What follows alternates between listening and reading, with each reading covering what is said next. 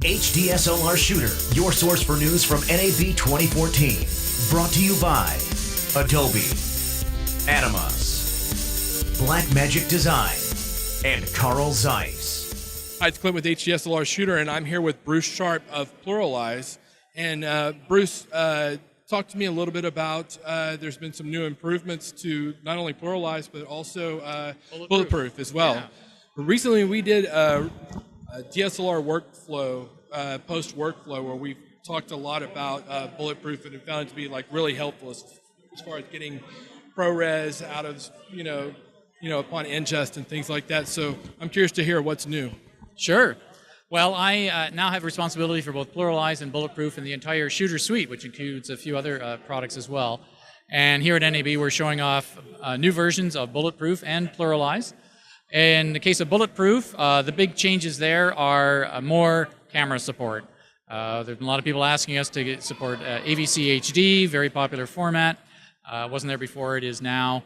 And some of the MXF formats, particularly the Canon XF series cameras like the C300 and that sort of thing. So we're going to be going into beta with that pretty soon, and that'll be ready. And that'll be a free upgrade for everybody for Bulletproof. So much better camera support there, as well as some other nice things.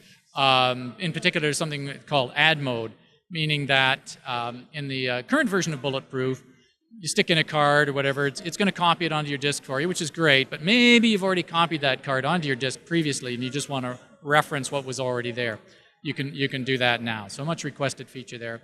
And finally, there's integration with Pluralize. So on the Pluralize side of things, we're working on Pluralize 3.5. Also, it's going to be coming out in beta shortly after the show. A few new things there. A little more camera support in the case of AVC HD and spanned clips in particular. Lots of cameras will shoot, you've got one long clip, they'll chop it up into individual files. Those need to be all stitched together, and so Pluralize is handling that quite nicely now. On the more sort of synchronization side of things specifically, we've added a new feature to correct drift. So a lot of times you're recording and your audio recorder, the timing on it is not completely precise. So your audio and video, they're in sync at the beginning of the pair of clips, but as you go on in time, they get out of sync a little bit more and more over time. That's called sync drift. It's just because the clocks in some of these audio recorders are not perfect. We have done an industry first here. We've added in an automatic detection of that drift situation and a correction for it. So correct drift is there. We're supporting way more formats in the output from Pluralize. When you do the replace audio, that was restricted to just a few types of media before. Now we're covering a whole broad range there. The most exciting thing for me is right deep down in the heart of the synchronization algorithms, and we keep working on that secret sauce to make it better and better. And we've made some improvements there that have really taken us to the next level in terms of accuracy of the sync. I'd love to be able to tell you that Pluralize gets 100% of every sync clip it should find, but the world isn't like that.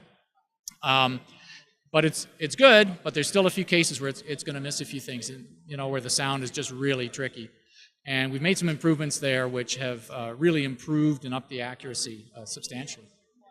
Well, I'll tell you, as I'm mixing footage, like with the Blackmagic camera, with my DSLR, Blackmagic shoots at 24 frames, and the DSLR shoots at 23.97 frames. I'm seeing some audio drift probably towards the 1 or 2 minute mark or something like that. So that you're saying that this will help correct some of that? It definitely will. Now, it's not so much the mixed frame rates. That should be okay. But it's more a question of are the recording devices actually recording at exactly what they're telling us the frame rate is. And the problem is not so much the cameras, they're generally pretty good. They're done to very tight tolerances. It's the audio recorders. And a lot of them are fantastic, but they weren't designed for a very precise video operation. They're designed maybe for musical applications or something where it doesn't have to be extremely precise. And it's in those cases where we can make even an inexpensive audio recorder work just like the really expensive ones. And so this is, you say you're talking about this in Shooter Suite at the show right now. When will this be ready? So we are going to be going out to beta with both Bulletproof and then Pluralize, the new versions, shortly after the show, hopefully within a couple of weeks after the show, and then both will be ready for general release sometime in Q2, second quarter. Excellent. Well, thank you so much. I really appreciate it, Bruce. Great to talk to you. Thanks for coming. HDSLR Shooter, your source for news from NAB 2014. Brought to you by Adobe, Animas, Blackmagic Design, and Carl Zeiss.